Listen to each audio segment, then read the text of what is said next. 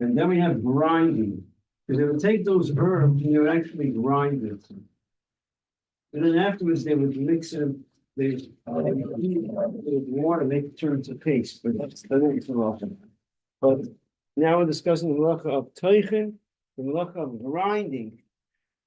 And therefore we cannot grind, because anything that was done in the Mishnah is a malacha we're not allowed to do. So when we need to understand, we speak about the malacha of grinding, we don't mean grinding, like it's not grinding according to our definition of grinding. Our definition of grinding is grinding. You're grinding and you have a special machine, you're grinding it. When you're cutting up a vegetable salad, the nice, very nice thin pieces, in your language, you don't call it grinding. But according to halacha, that is including the malacha of grinding. How come? Because what is the definition of grinding? Taking something big and turning it into small particles. So even though in the Mishkan it was actually grinding, it turned it into powder, but the rule is anything that's similar to what's done in the Mishkan is equally prohibited. So anything that has a similarity, a strong similarity, is equally prohibited. So in the Mishkan, they would take one item and grind it into particles. And here, you're taking a cucumber and you're cutting it into very thin slices that is very similar, and therefore that is prohibited on Shabbos. So when you make the vegetable salad on Shabbos, you cannot dice it very, very thin. So what do? You have to make it a little thicker. Now, you can ask exactly how thick. It's hard to give an exact amount, but you could figure it out. What you could tell, you usually do it thin, make it a little thicker. You're not sure it's thick enough, make it a little thicker than that. The idea is that it's not thin, you're making it into thicker pieces. Huh? Right. Okay. But now this prohibition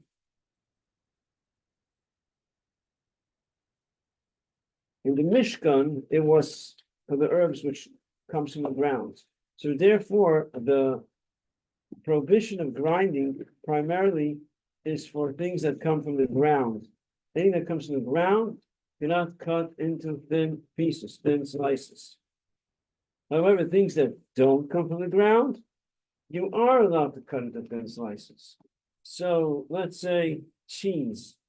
You want to dice up the cheese into thin slices. You want to take a knife and cut it very, very thin. No problem, because it doesn't come from the ground. You're allowed to do that. However, if you're going to use a special utensil, a special keli, a shredder, whatever is, special keli that's used for shredding cheese, then you can't. Even though the prohibition of grinding is only by things that come from the ground. But when you're using a special keli, it goes into the category that's called umdin dechoy, weekday activity. And our sages prohibited that. So it's rabbinically prohibited to use a shredder or grater for shredding cheese.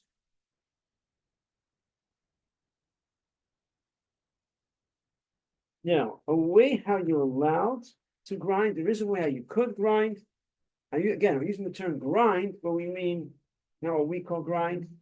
Anything that you cut into very thin, small pieces, that's what we call grinding. There's a way how you're allowed to do it, but that is if you do it with a big shinui. You do it in a highly unusual way.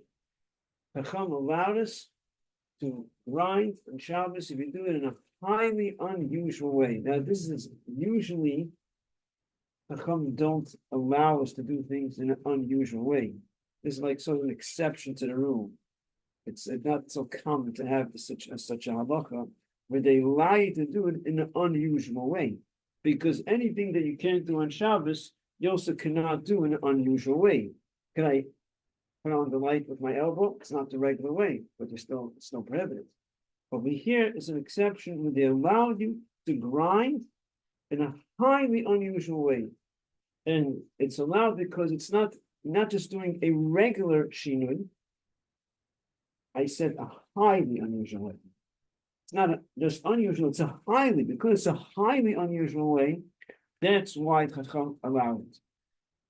What makes it a highly unusual way? Because usually, how do you grind?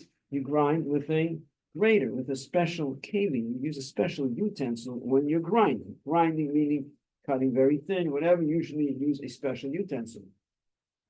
Now, even when you're using a knife is already considered not really the regular way of how we usually grind. In other words, when you talk about actual grinding, you don't use a knife, you have a special utensil. So now, if you're going to take the back of your knife, you can take the back of your spoon, the back of your fork, and use that to crush into pieces or to cut. That's called a highly unusual way. On the language of Allah, it's called a shinui gadol.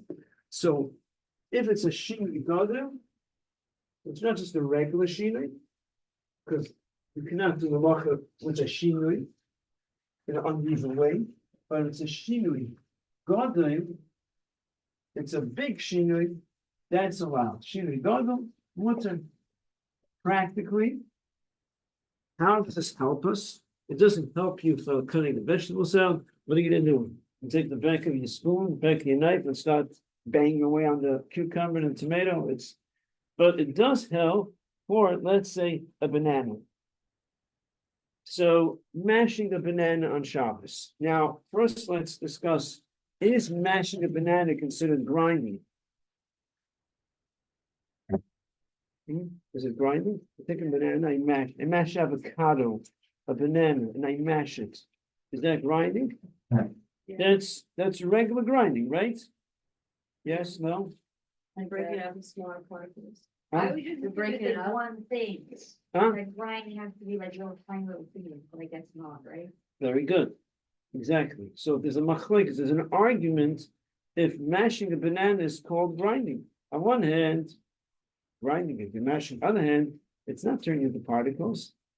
It stays into one mush. Some opinions say it's not called grinding, because grinding usually means it's turning into particles. On the other hand, you are mashing it. So there's a machlokes about it. And what's the halacha? Better to be strict. It's better not to mash a banana, not to mash avocado. Yeah. I think before that it can do things that are not in the ground, so does that include the eights? Like if I wanted to, it's not like, Well, eights also comes to the ground. right, so that would be also. Correct. Right. Ground meaning anything that comes from the ground. Exactly. So many times you need to mash a banana for a baby, avocado, whatever. Doesn't make a difference if adults or baby. That's usually it's common for a baby. They want to feed them some banana. They want to mash it for them. So usually you take a fork and you mash it. So on Shabbos, the right way of mashing a banana is you take the back of the fork, the back of the knife, the back of the spoon, then you mash it. It takes another 2 minutes, and that's the best way how to do it.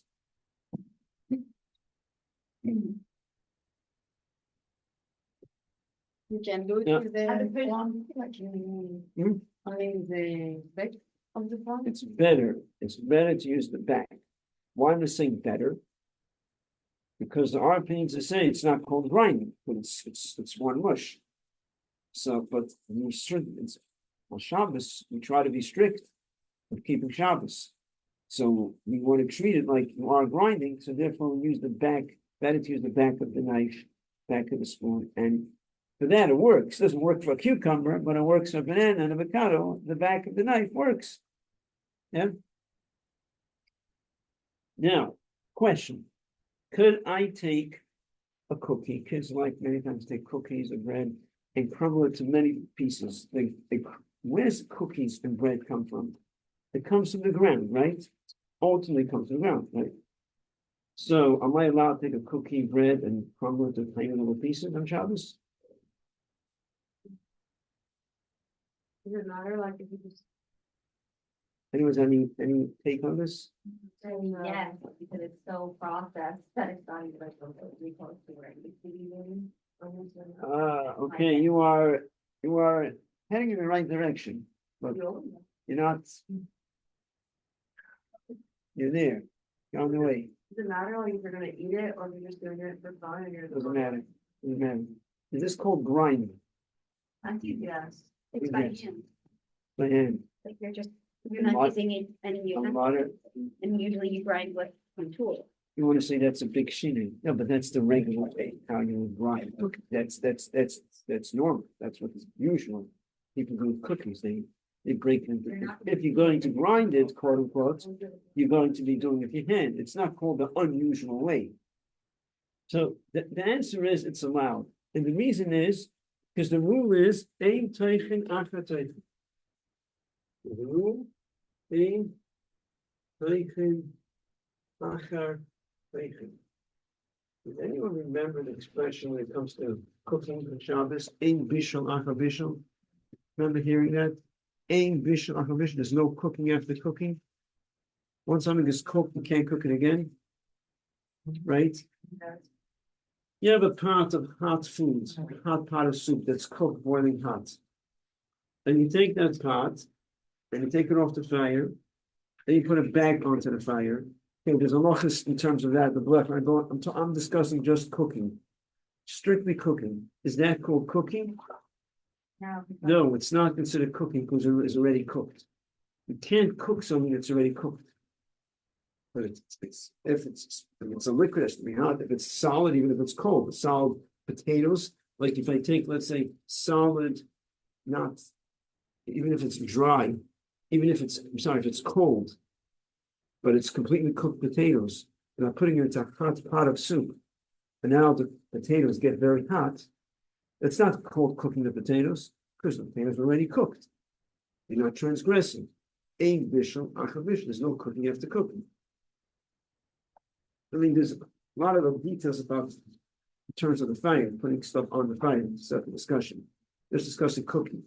So grinding also, there's no grinding after grinding. Once something is ground already, you can't grind it again. The bread and the cookies were ground already. How are they ground? Where do they come from? They come from the ground, right? They come from wheat. The wheat was ground to flour. Now you made it into cookies, to bread. It was already ground. Get it? So there's no problem. There's no prohibition of crumbling bread, cookies. Now, so someone allowed to use an egg slicer on Shabbos? An egg slicer. I haven't seen that. No. Now, Same thing about the, like the man thing. by using a, Slicer for cucumbers, or cheese or something. I'm sorry, for cheese. okay, so let's, for cheese, right? So we cannot use a grater for cheese. Correct. Now, what about, okay, let's talk about just using a fork. Okay?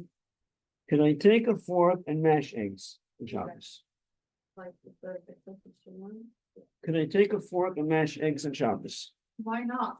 It could be a way of eating also. But we're you have a good point. We're gonna get to that. There's something about the way of eating. Good point. There is such an opinion. We're gonna get to that. The only way I know it is because my family mashes their eggs, and I thought it was so weird. No. We're gonna get to the idea of close to the time of eating. Let's talk about taking a fork and mashing eggs. Can I take a fork and mash eggs? Yeah, I know. No? Yeah, it's not from the ground. It's not from the ground, correct. So I could take a fork and mash eggs, it's not from the ground. Okay, we have to get that clear first. Now, could I use an egg slicer? So it would seem that you're not allowed, because we said before you can't use a grater for cheese, right? It would seem an egg slicer is the same thing. But actually, an egg slicer is permitted. Because an egg slicer is not considered a designated utensil for grinding. An egg slicer is considered like a professional knife, like a cutting it in a very professional way where you don't have to go it cuts everything at once. So a grater is considered a keli that's specialized for grinding. So the grater for cheese you cannot use, but the egg slicer is considered a very sophisticated type of knife. That's how we view it. So therefore, egg slicer is okay to be used on Shabbos. Now, you mentioned about close to the time of eating. There is an opinion we learned when it comes to separating grated. There's something called samach lachila, close to the time of eating. that you're allowed to separate close to the time of eating. We went into all the details, yeah? So now, when it comes to grinding, there's an opinion that says that you're allowed to grind, and cutting vegetables in very thin slices, if you're doing it some rachil, it's like separating, you can separate close to the time of eating. So if you're cutting up a vegetable salad, the very thin slices, and you're cutting healthy show, and it's close to the time of eating, no problem. You cut up very, very thin because it's close to the time of eating. There is such an opinion of Allah. And down to them brings this opinion. And down to them says that there are those who question this opinion. Those meaning in Allah. Many great authorities question this opinion. And down to them says it's best to not follow this opinion. Al-Tadeb does not say you're not allowed. Al-Tadeb says it's better to avoid it.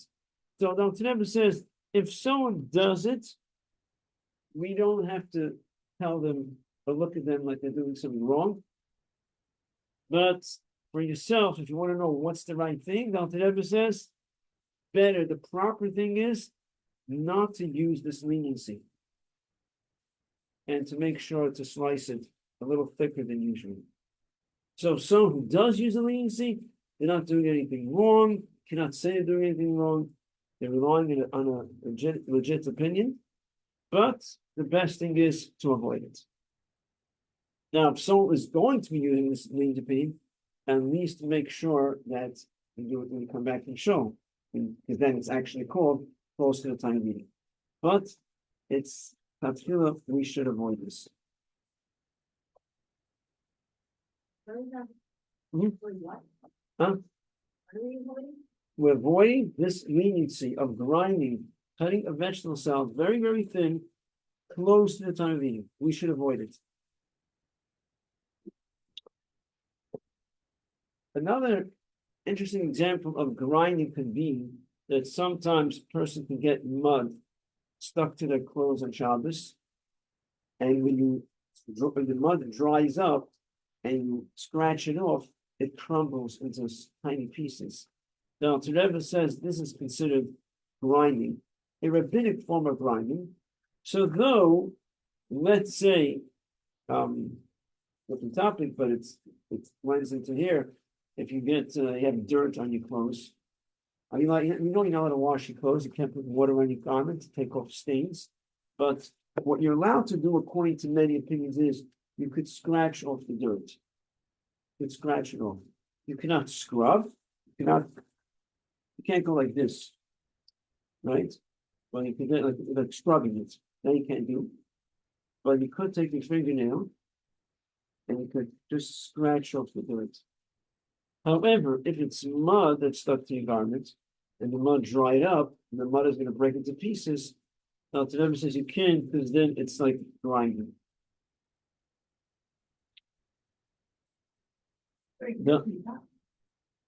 Which part? With the mud. The mud. If the mud is stuck to your garment, you cannot scratch it off because if it dried up, it's going to crumble into pieces. So how do you get it off? Hmm? You don't. How do you get it off? You Yeah. can't. You have to keep your clothes with the mud. If it dried up, when you scratch it off, it's crumbling into pieces. And that's the problem. That's the problem, yeah. If it's on the bottom of your shoes and you don't want to trap mud in, I know that there's a prohibition against grinding against certain types of materials, but I thought, like on a curb, you could scrape your shoes up with mud. That's a different discussion. No, that's not a problem. You have mud stuck to your shoes and want to scrape your shoe off. Okay, so I'll just answer briefly. If the mud is stuck to your shoe, right? You want to scratch it off your shoe, you want to rub against it, there's no problem with that. Oh, you mean because you are bringing it's dried up, Yeah. And it's crumbling into pieces. You're not doing it in a regular way. Who says it's gonna crumble to pieces? Maybe your short dried up? Hard If to I don't say. look, I'm not sure. Not sure. It's a little tricky question. If you're not sure, not doing it the regular way, I'm not sure if it dried up or not. Just scratch, if you know dried up, I mean, it's another topic then. If it dried up, dried up, then you should, and it's gonna crumble to pieces, then you shouldn't. If you don't know, look into it. There's another issue about which I thought you were referring to, because if you're scratching your foot, you weren't referring to that. You're scratching, you have a leather shoe and you're scratching it against a sharp surface and you're scratching it very hard. And the sharp surface could be rubbing against your leather shoe and it might be scraping a little bit. That could be an issue, be a form of like smoothing the leather, whatever. That's not common. That's only scraping something that's sharp, but that's something else.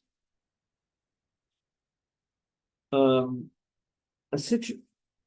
gonna give you a situation where you're not allowed to cut sliced meat into small pieces. Usually, you're allowed to cut meat into small pieces because it doesn't come from the ground, right? Meat doesn't come from the ground, so you cut meat in very small pieces. However, if you want to, let's say you have a pet dog, you want to feed them some meat. You have some old meat, hard meat, and you're going to feed it to them. And the meat is very hard, and if you can feed it to them the way it's now, they won't be able to chew it. So you want to cut it into small pieces so they should be able to eat it. So now, by you cutting it up, you're making it fit for eating. So that's going to be prohibited, because if the grinding actually makes it fit for eating, then it's called grinding. Got it? It makes it, If the grinding is actually accomplishes something, the simple definition of grinding something is usually that the grinding is going to enhance. That's what it's for, right? But being that it wasn't a mishkan with something that comes from the ground, so anything that comes from the ground, even though you're not enhancing it, we said you can't do it. But if it's actually enhancing it, then even though it doesn't come from the ground, like meat, by you cutting it to small, now you could feed it to your dog, to your pet. So that's going to be also considered grinding. so you Get it? No? So you, I don't know, you're saying that you can't do that, cut it up small for the. You're saying that you cannot do that? We cannot, because the grinding, the cutting into small, thin pieces makes it fit to be eaten. It doesn't come from the ground. Correct. That's the whole point, because if it comes from the ground, it doesn't matter if enhanced or not. I cannot take a tomato and cut it to thin pieces. It's not making it taste better, but it comes from the ground. If it doesn't come from the ground, even though it doesn't, but if it improves the food, it makes it that now you can eat it. Actually, the accurate terminology is not that it enhances it, it makes it fit to be eaten, which means the way it's now, the dog can't chew it.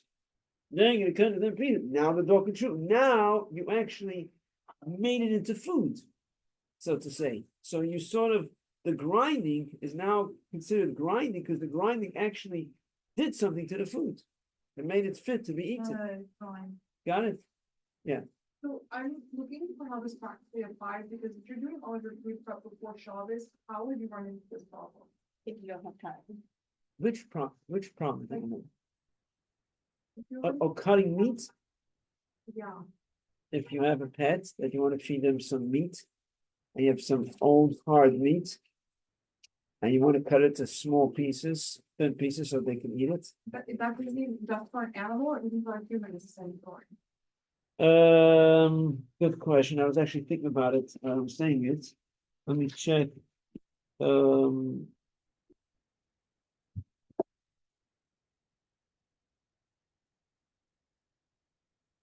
It would seem to me the same thing. I mean, if I don't see how it's practical for a human, because you mean for infants? Yeah, but toddler, yeah, but you are able to eat it. The point is, we're talking about meat that is not edible for humans. And it's not right now, it's not even edible for animals. No, but you're cutting this in pieces, now it's going to be edible for animals. So till now, it wasn't food at all because no one was able to eat it. Now you're turning it into food. That's the issue. when you cutting it thin for infants, toddlers, till now it was edible. And now you're making edible that the toddler could also eat it. So you're not really making it edible. It was edible till now. So that's why it's not going to be a problem. Oh, you can, But meat that you can eat, Are you talking but about raw the meat? toddler can't eat it. The raw meat, because that's usually when you feed animals, you feed them raw meat. So humans can't eat it. Right now, the animal also can't eat it. Now you're making it food, because till now it wasn't food, because no one could eat it. But food that you can eat, meat, but now you want the toddler to eat it also, it was food till now. Now you're making it food for them too, so there's no problem with that. So, wait, we're feeding people feed their dogs raw meat? Yes. Yeah. Sorry, I don't. Maybe not, it's not a general thing that people do these days, because they have, special dog food. But I'm saying meat is something that people would feed to their dogs. Okay, so if it's cooked, like, let's give an example, like cooked chicken, that we're just going to give like a tough piece to our dog, but it can still be eaten, like it's totally fine. But we just made, Cooked chicken that you could eat, yeah, so what's the problem giving it to your dog? if it's like tough or one day past when you would like to eat it, then we can cut it up small just to get the meat slower. But it could be eaten the way it is. It's edible the way it's now without cutting it. Okay. Makes it easier. I just to missed cut. that this was for raw meat. Raw meat that no one can eat. It's not edible at all, and now I make it edible for the dog by cutting it up. that, Barry's right, that's the part I get that it was raw meat. Right.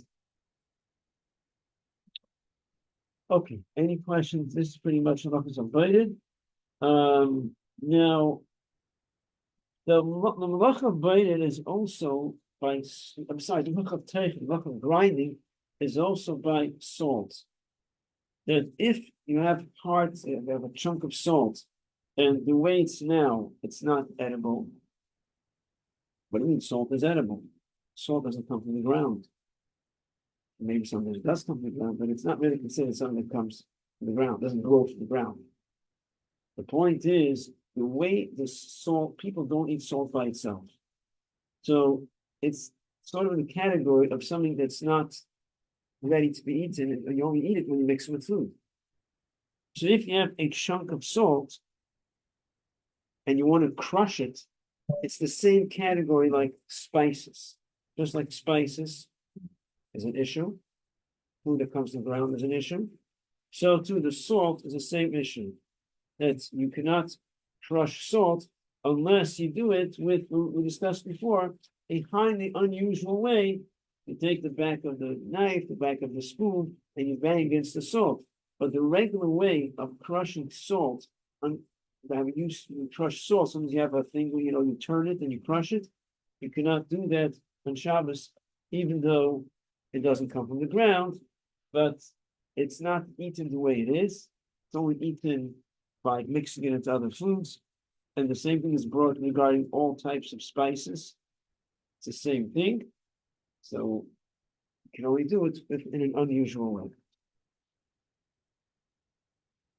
Wait, sorry, how would you crush the salt? Like, yeah, how would you crush the salt? Is there like a chunk of salt, for example? You want, when the way it's now, you wouldn't be able to. That's exactly the point.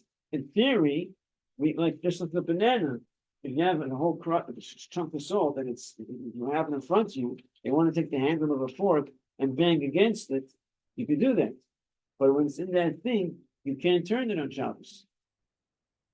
If you have like a blob of salt and like a ball or whatever, can you use your hand and just like crumble it by hand? If you could just crumble it by hand, I mean, it's not really stuck together. I can do it by hand just like that. Yeah, like let's say you have like a bowl of salt and in it there's like a globule like this big.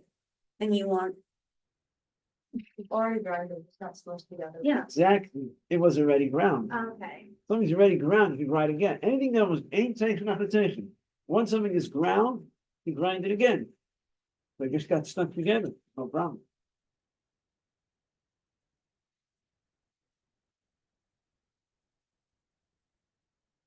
Now it's interesting that a lot of just that we cannot take medications on Shabbos, generally speaking, is because of the decree of grinding. Why is there a prohibition against medications on Shabbos? And Yom Tov? Because back in the days, they would grind it. They would grind different herbs to make medicine. So the Chachamim, our sages, issued a decree against taking medicine because you might come to grind the herbs. And according to many opinions, it's generally accepted that the decree still applies these days, even though the reason is not there. But most opinions accept that there's a whole set of rules how when the decree does apply, when the decree doesn't apply, when there's no reason. But it's accepted in halacha that the decree still exists, and therefore, generally speaking, you cannot take medicine on Shabbos. It's a topic for itself, but I could discuss briefly, just give you a basic outline of medicine on Shabbos. And that is, when is medicine? Obviously, when there's, danger of life, there's no conversation, obviously. But the Chacham allow us to take medication if a person is in the status of what's called a chayla she'ein sakana, a sick person who's not in danger. This is the term used for it, chayla she'ein sakana.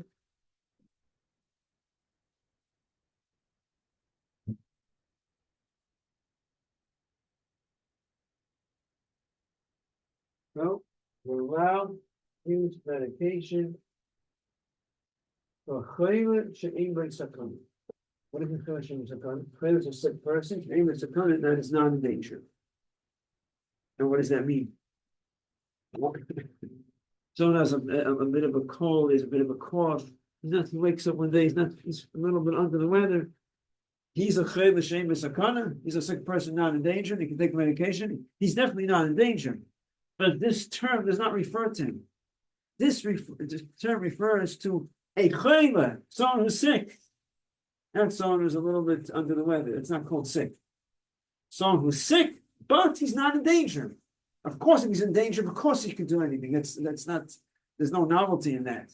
They're saying because he's sick, even though he's not in danger, but he's sick, he can take medicine.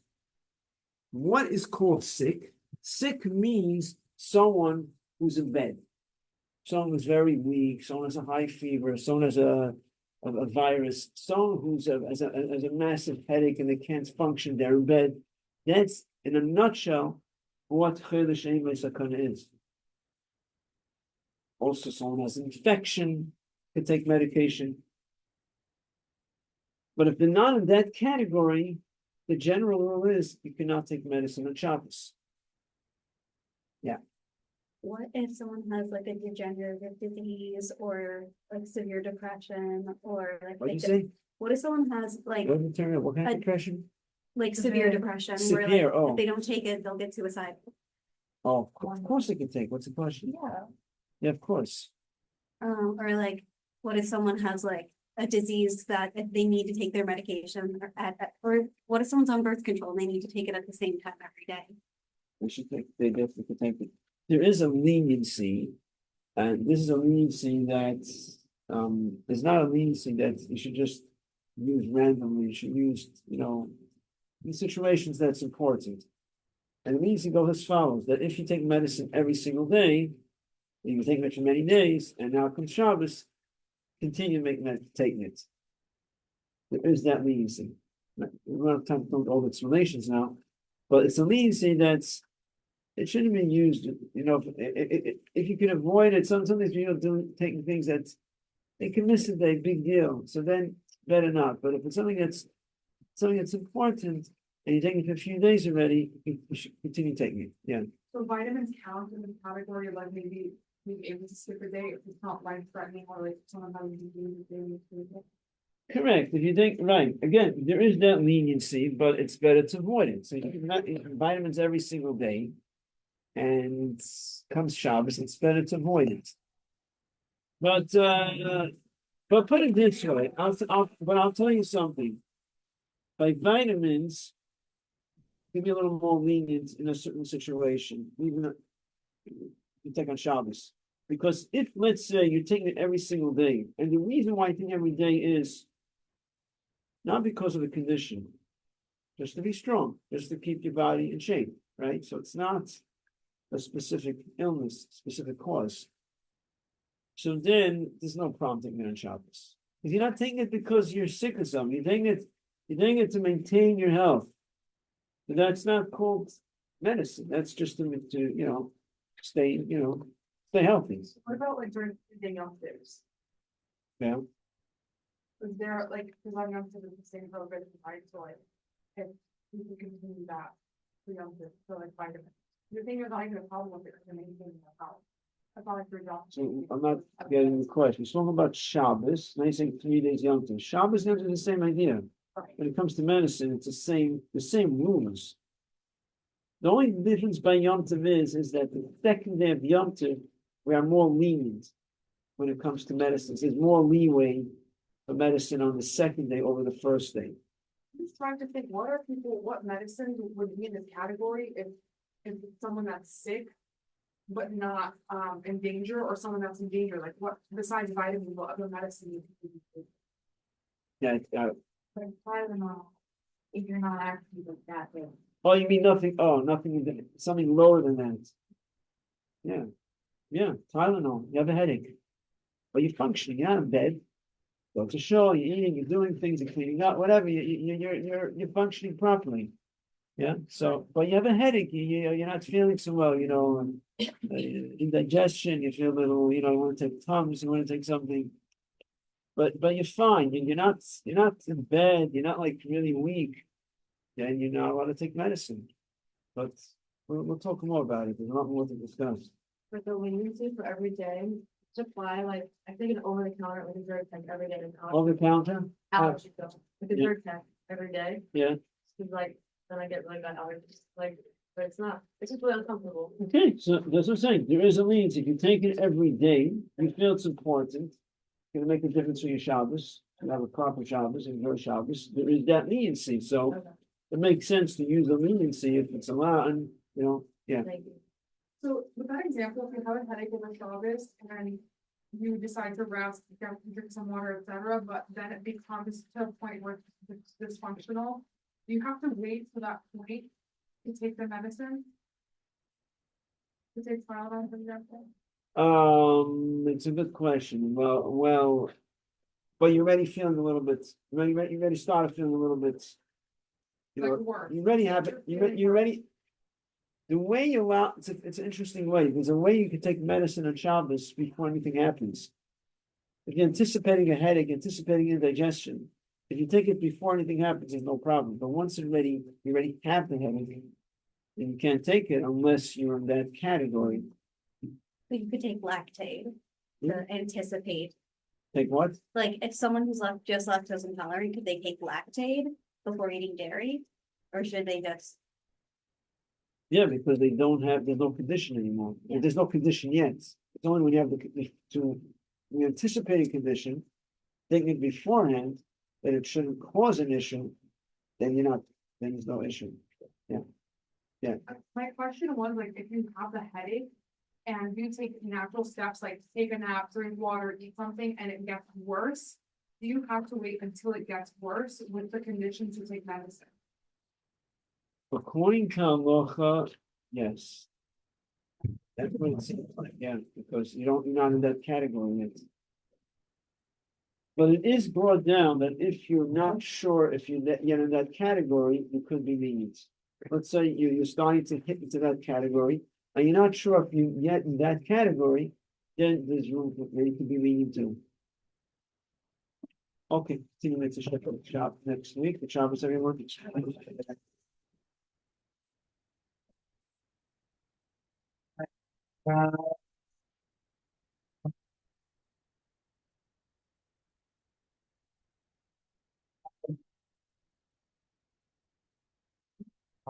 can try that. I would have to go with Ask the to question. I get don't know our if we're stamp, discussing now. And then I'll see you later. I don't know if I'm supposed to finish in time.